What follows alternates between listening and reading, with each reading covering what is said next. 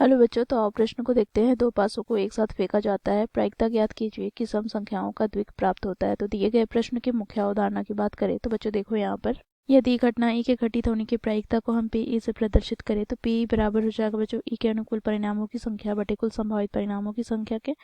बच्चों यहाँ पर देखो, यदि ई के अनुकूल परिणामों की संख्या को एन ई से प्रदर्शित करें तथा कुल संभावित परिणामों को एन एस से प्रदर्शित करें तो पी ई बराबर हो जाएगा एन ई बटे में एन एस के। तो इस मुख्य अवधारणा की सहायता से हम दिए गए प्रश्न को हल करेंगे।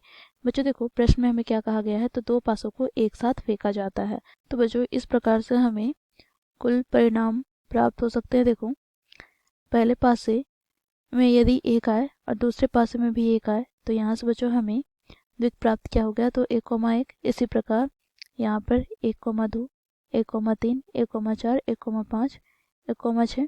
इसी प्रकार बच्चों कुल हमें कितने परिणाम प्राप्त हो रहे हैं, तो देखो यहाँ पर 6 गुना 6 अर्थात 36। तो यहाँ से हम लिखेंगे कुल संभावित परिणामों की संख्या अर्थात एन एस हमें प्राप्त क्या हो गया, तो 6 गुना 6 अर्थात 36। अब बच्चों देखो, प्रश्न में क्या कहा जा रहा है, तो सम संख्याओं का द्विक प्राप्त होने की प्रायिकता हमें ज्ञात करनी है। तो बच्चों देखो यहाँ पर हम लिखेंगे माना घटना ए सम संख्याओं का द्विक प्राप्त होना है। तो बच्चों यहाँ से हमें ई के अनुकूल अर्थात एन ई हमें क्या प्राप्त हो जाएगा, ई के अनुकूल परिणामों की संख्या। तो बच्चों देखो यहाँ पर वैसे द्विक हम देखेंगे जिनकी संख्याएं सम हो। तो देखो यहाँ पर 2,2, ठीक है। फिर यहाँ से 2,4, 2,6। फिर यहाँ से बच्चों देखो 4,2, 4,4, 4,6। इसी प्रकार यहाँ पर 6,2, 6,4, 6,6, ठीक है।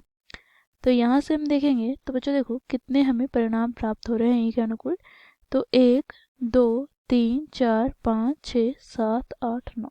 तो यहाँ पर हम लिखेंगे एन ई बराबर हमें 9 प्राप्त हो गया। तो इस प्रकार बच्चों सम संख्याओं का द्विक प्राप्त होने की प्रायिकता को पी ई से प्रदर्शित करें तो पी ई बराबर क्या हो जाएगा, एन ई बटे एन एस, ठीक है। एन ई का मान हम लोगों ने ज्ञात किया है 9 बटे एन एस का मान 36।